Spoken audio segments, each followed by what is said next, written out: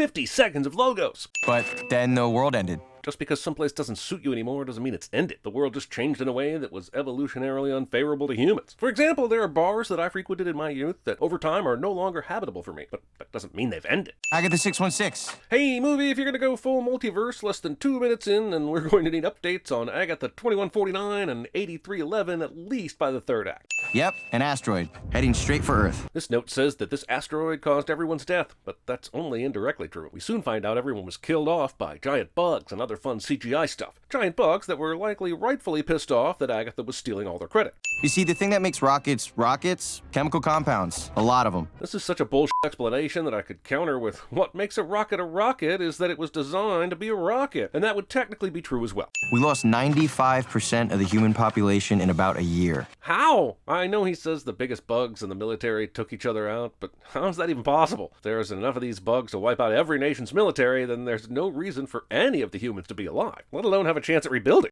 It's a great group of people, and we all love each other. Opening your movie with 5 minutes of narration. Sure, it does the heavy narrative lifting, but so can actual conversations between actual humans. And they tend to feel a lot less like I'm being forced to learn things against my will. And I hate learning things. Dear Amy, I am wide awake. Joel stops narrating to write a letter in his head, so we can get 2 different flavors in this layer cake of an opening exposition dump. Hey, Joel. Hey, Ava. Opening your movie with a climax. Carol was a cow who ate a box of laundry detergent, and now we only have one cow. Her name's Gertie. Showing me a cow while talking about a dead cow, so I believe that the cow I'm being shown is the dead cow, but then revealing that the cow I'm being shown is in fact a living cow, right? Thought we were past this, Joel. Past what? You guys need help. I can help. You can't handle it, Joel. With 95% of the population gone, you would think some effort would go into helping Joel conquer his fears or give him some sort of combat training instead of just accepting this able-bodied adult will just be good at making soup and stuff. Okay, why did that speech feel so rehearsed? Because script? Okay, 30 meters out. Let's move. The world would have to actually end for Americans to adopt the metric system, and as I've already pointed out, it's only metaphorically ended. Be careful, Connor. I will, Cannabis. I doubt that they would be using B as a pet name, since they have likely also mutated into nightmare fuel. This is a terrible lamp, unless its goal is to provide as little light as possible in the most elaborately terrifying way. My head is so large. You have a big head. And my hand is so tiny. You have tiny hands. This is exactly like the time my college girlfriend and I tried to get it on after that rave, but instead spent 500 years pondering the size, shape, and political motivations of my professor. This has been the best summer of my... It's good. My God, are we supposed to believe that this amount of pencils survived 7 years of drawing, doodling, and emergency monster stabbing? You know what I wish sometimes? What? That I could snap my fingers and be back in that car with you. Now! Right now would be the perfect time to tell Joel that you no longer have... Nope. You know what? There'll be plenty of opportunities to sin this later. I'm gonna really let this one stew for a bit. I know this is deliberately bizarre, but oh boy, is packing a chandelier bizarre. What possible reason could Joel's mom have for bringing this? Did someone tell her about the creepy hand testicle lamps of the future? Anderson and I resealed the breach point and the vent. But why did it happen? It was a freak occurrence. There's no reason to think it'll happen again. This is some outstandingly poor logic. What is the downside in planning for a future attack? Imagine having hard evidence that the protective zone around your community has a vulnerable hole in it which could affect the otherwise peaceful climate of your habitat. Imagine that. How far away is Amy's colony? Please. What? Joel interrupts an important meeting about an existential threat to the colony in order to discuss a new strategy regarding his love life. And it works. About 85 miles. How long does that take to get there? 7 days. Google Maps thinks I can do it in 30 hours, which is absolutely shocking since the data I've been feeding into it for the past decade has been 80% breweries and burger joints. Now, I'm not sure if it actually believes in me or if this was an attempt on my life. An armed and trained hunting party would be lucky to last 50 miles on the surface. Not including the power of boners formula in your offhand survival estimates. It's an impossible journey, Joel. Not considering the power of boners argument in your offhand life advice. I love you guys, but there's one person in this world who ever truly made me happy. I love you guys and the 7 years we spent together since the end of the world, but also you guys because I really need to see this girl I spent a summer with one time. Dear Amy, I am done hiding. I haven't seen him write a damn thing down. Is he always just thinking in letter format? I'm taking a radio, even though it doesn't have power. Even after the apocalypse, kids can't spend 5 minutes without their phones. We make the minestrone. Either this is supposed to be funny or the writers were super hungry and figured if they mentioned it 3 times, some minestrone would appear. I don't really want to die all alone at the end of the world. You are not alone. You have value, despite being single. God! Also, this argument works. If these people even have a passing fondness for Joel, they should not be letting him go on this insanely dangerous trip to meet a woman that no one has actually confirmed is still in love with him. I can almost forgive Joel for not seeing past his own erection, but why is everyone here okay with sending this man to his death? We made you a map. It might not feel like it, but this map is a massive fuck you to Joel. It means that they had no expectation of actually convincing him to stay, despite knowing how absurdly slim his chances of survival are. Here you go, kid. Take this map and your janky homemade crossbow. We thank you in advance for fertilizing the soil above our heads with your bug-eating remains. You're an asshole if you get eaten. Assuming all mutants are into analingus. West. Nope, this way. West is this way. Split the difference. Go this way. What? Split the f***ing difference. That's not how compass points work. Split the difference could also be behind him. This is the start of everything. You get this wrong and your 7-day journey becomes considerably f***ing longer. Dear Amy, I am doing it. I understand keeping a diary and cataloging your trip, but why in this Dear Amy format? Either he makes it to her and can tell her all of this himself, or she's reading these letters quite literally over his dead body, being so scared in this shot that he has put his weapon away by the next shot. Third eye blind? The CG animators chose to hit Joel in the balls with this frog tongue, but he appears to not suffer the usual consequences. Whoa. Boy is not my post-apocalyptic best friend in this scene. Is that your name? Boy? Name's Boy. This Dr. Doomsday little's on for a great amount of some time. Haven't seen her in 7 years. When the damn dog that lives alone in a bus and tackles frog monsters 100 times its size thinks your plan is insane, you really need to reassess your motivations. I haven't told anyone this, but I'm kind of nervous about it. Nor should you need to tell anyone, because it's blatantly stinking obvious. Why wouldn't you be nervous about going to see a woman with the hope of starting a relationship when you haven't even confirmed that said woman also wants a relationship with you? Weakness. Dogs. Okay, this is all funny, but this has the potential to be a really useful document. In fact, that's exactly what it ends up being by the end of the movie. Including vague shit like weakness to dogs really isn't helpful. The monster wasn't afraid of the dog, it just had an aversion to being bitten. Yeah, no shit. Lipstick.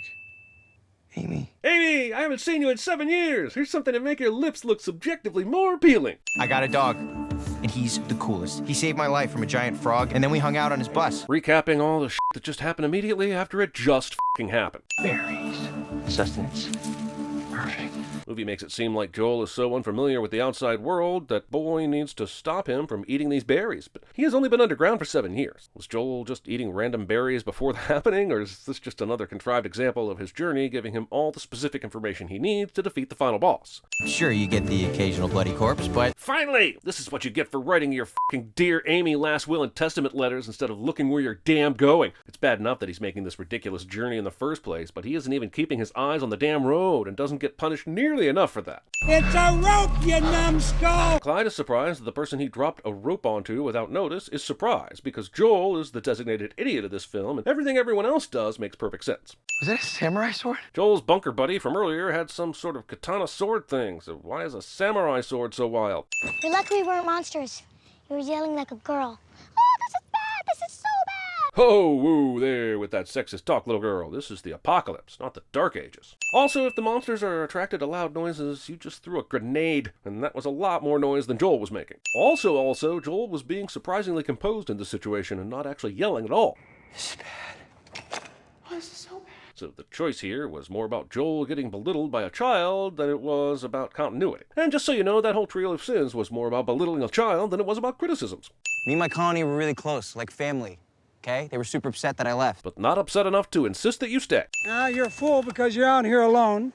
You don't know a thing about survival, yet you got an attitude like you're some kind of noble warrior. Clyde would be literally anyone else in the world other than Joel at CinemaSins. You're braining out. Huh? Braining out. Thinking too much. Using the Disney definition of braining out. Big son of a bitch, too. Big son of a bitch. Minnow f***ing rules. What you so scared for? The older snares are nice. Why are you asking dumb questions? You know that Joel is incredibly inexperienced, and to be fair to the guy for once, he was just told to not move and get half naked. An element of trepidation is perfectly understandable. This one probably saved our lives, too. Gonna spread your scent all over this hillside. Why would the Chumbler choose to follow the scent on Joel's shirt instead of the presumably far stronger scent coming from Joel himself? Also, how do they know it's Joel's scent that the Rick and Morty reject is locked onto as opposed to their own? I was 16 when it hit. Yeah, they set everything up at once to take her down. Wait, if the asteroid hit when Joel was 16 and he was separated from Amy at 17, that means all of these creatures immediately mutated and spread across the globe in less than a year. What the f*** was in those missiles? Liquid gamma rays? Pure polyjuice? Chemical X? Your parents? No, it's just me. Skip! Lesson 2, you get a hot meal or a good night's sleep, not both. Not both. No one will be seated while these two stalwart travelers teach Joel everything he will need to know for the rest of the movie. I'm Joel, and I can't protect my girlfriend because I'm useless and insecure and an awkward little teenager. All true and perfectly valid, but still, kids. Like lesson 3, don't take shortcuts. So is he or isn't he taking a shortcut here? They show all the other lessons like target practice and keep your socks dry, so it feels like they are trying to show me something here, but I'm not sure what it is. Pull the pen, count to 5, not 4, not 6. What if you count fast, like 1, 2, 3, 4, 5, 6? Or if you count slow, like 1, 2, 3, 4? Does the grenade make those kind of considerations? Boy, are you okay? I need some kind of communication here. What does he want from the poor dog? Boy couldn't be much clearer about the fact that this is a danger zone if he wrote a damn illustrated pocket guide. This is a super terrifying reveal, but I have to judge the writers for thinking Legolots here would just be lying upside down under hard-packed ground waiting for super convenient prey to just wander in. And if there are insects that actually hunt like this, I'm giving them a sin for living their lives this way. Run, Joel, run! Yeah, Joel, run! Your mom will be fine. All she has to do is roll the window down or break it and climb out. It's not like both of his parents are just gonna sit there and... What? The bug from Men in Black plays with its food just long enough for Joel to get his shit together and be a hero. Neat! Also, this traumatic flashback happens just in time for Joel to get his shit together and be a hero. Neat! Looks like the reason I just clicked buy now on a case of Raid had a fatal flaw similar to the Death Star. My name is Mavis, but if you were to write it out, you would write it with a 1 and not an I. Using any amount of your last 51 minutes of existence to have this conversation. Come in 3022. Joel? Jesus, was Amy waiting by the fucking radio? Your colony told me you were coming here. Fucking what? Joel didn't even tell her that he was fucking coming? He didn't once check in and say, by the way, I'm going to take a 7-day journey through the dying remains of civilization, where I am likely to be ripped apart by creatures I am ill-equipped to deal with. So if you've moved on or some shit, then this would be a great time to tell me, before I risk my life. You should see me out here. I'm fighting monsters. I'm in a motel right now with a robot and a dog. I can confirm that calling anyone you know and saying these statements will result in an intervention. What would you say to your mother now, Joel? The window! Climb through the goddamn window, Mom! We won't play the song, but the movie definitely felt the need to foreshadow its pending discount Stand By Me scene. Joel made time for this. Also, why is this entire scene? Is there a particular reason why we are supposed to care about this little boy's dream to meet an emotionally manipulative robot? This shit took 9 minutes! Why don't we go another way? Or you could walk around it. There's loads of room. This is barely an obstacle. Fortunately for Joel and his almost certainly soiled underwear, this is one of the few monsters that doesn't have a sense of smell. Count to 5. He does not, but still survives this. Discount Stand By Me, minus the leech. I would never do that to you, never! You bailed on me! Joel is a dick to... Actually, I think we could just leave that as is. Birds like these have an anti-venom. Joel conveniently continues to get everything he needs to survive every impossibly deadly situation exactly when he needs it. Why'd you leave your colony, Joel? You get caught stealing food? This lets all assume Joel got kicked out of his colony because he stole food is such a stretch, and honestly, it will get a better payoff in this video than it does in the movie. You cooking this shit or what? I feel like I got King Kong's nuts on my shoulders, man. Dude, King Kong's dong was right there. I am so sorry. I should have said something on the radio or... Yes, you really should have. The movie tries to explain its own existence by saying that Joel got carried away with his feelings, and Amy didn't have a chance to say she wasn't interested in him romantically anymore. These are perfectly fine explanations for things like, I overcooked dinner, or I forgot to pick your mother up from the airport, but they somewhat fall apart when used to defend a week-long journey of almost certain death. Amy tells me you make a mean minestrone. We got minestrone jokes for days, y'all. Joel is having his cliched I had to leave home to realize it was home all along moment, which is cool, but is immediately subverted by him going home and telling everyone that they need to leave and go somewhere else because that place is better. Joel almost left the colony unannounced. I mean, half of them didn't think he was serious, so when exactly did they find the time to get him a fucking signed leaving card? Giant lizard, 2 stories high, coming over the wall. The lizard-looking ones can't climb for The fact that Cap outed himself by lying about one of the facts Clyde told Joel is a fucking Martha-sized leap of a convenience. Also, isn't it at least possible that Cap could have encountered a lizard-type creature that could climb? It's not like anyone is officially cataloging these things. They're just being given random names by whoever manages to find them and what mood they're in. Okay, I think something bad is about to happen. I'm telling you. I can feel it. This is a bad vibe. What's with the initial vagary, Joel? This vibe nonsense. You have a very specific concern that Cap is lying and or trying to kill everyone. Tell her now! Joel, I'm sorry about the fist to your face. I couldn't have you talking shit about us on the radio. Well then, wouldn't it have been smart to knock him out before he went on the radio? Why just assume that he's going to eat the berries or that he'll eat enough to be killed by them? See, the world is basically devoid of fossil fuels. My crew and I, we had to improvise just to survive. Does Home and Away perform all of this villainous expositing to every colony he meets? Perhaps it's a kindness. By the end of it, I'm sure they're begging for the sweet release of crabby oblivion. Also, why does anyone here need to be alive at all? Cap is literally planning to feed them to Mr. Krabs from SpongeBob, and I honestly can't imagine him having a preference on how wiggly they are. Well, what can I say? Shit gets crazy in the apocalypse. Well, whatever you can say, I'm pretty sure you can do it without the cup of what is presumably apple-flavored coffee that you seem to think makes you look like even more of an asshole. I thought they were all restrained or something. They could just get up. What were they all sitting around waiting for? I'd like to point out that this hand looks pretty much free to begin with. But also, it is completely unbelievable that Amy doesn't break Joel's wrists with this wild swing. And this is not the kind of chance you take when only limited medical facilities are available. You traveled 85 miles across hell. I think I can stop 3 assholes. Amy uses Joel's success at a completely different task as some indicator of her own abilities at hand-to-hand combat.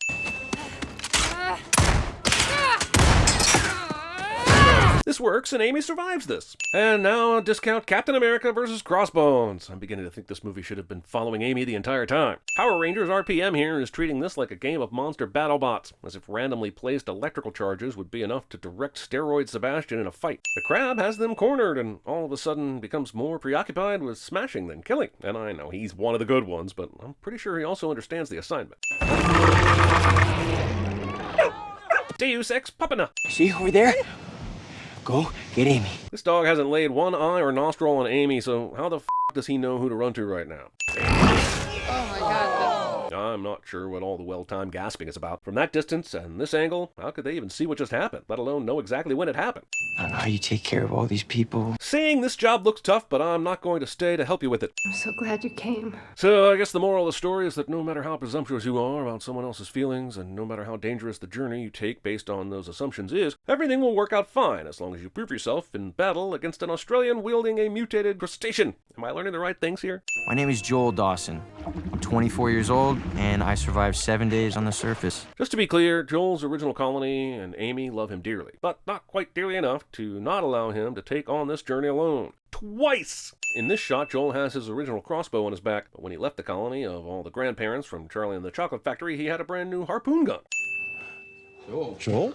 I get why all the roommates are happy to see Joel, but none of them are the least bit concerned with how easily he was able to get into their bunker undetected. What if he was a food stealer? I don't think hiding underground is the answer anymore. If I can survive out here, anybody can. Yes, Joel, because your experience as a person is the only one that truly matters. By all means, continue to proudly encourage people, some of whom are most certainly headed to their deaths, to head out into this terrifying world, all because you had a good experience and managed to keep all your limbs. In this recording, you'll find everything I know about our new world. Is Joel assuming that everyone has access to recording equipment? Or is he just going to go slow enough that everyone can write it down? This isn't a true roll credits, but it might as well be. Especially since the Volume 2 reveal definitely means they are threatening us with a sequel. Snow spiders will probably get him. A reminder that The Misadventures of Clyde and Minnow would have been a much more fun watch. Also, including your post-credits scene before the credits leaves me with no reason to watch the credits and appreciate the hard work of everyone involved. Nice job, Hollywood!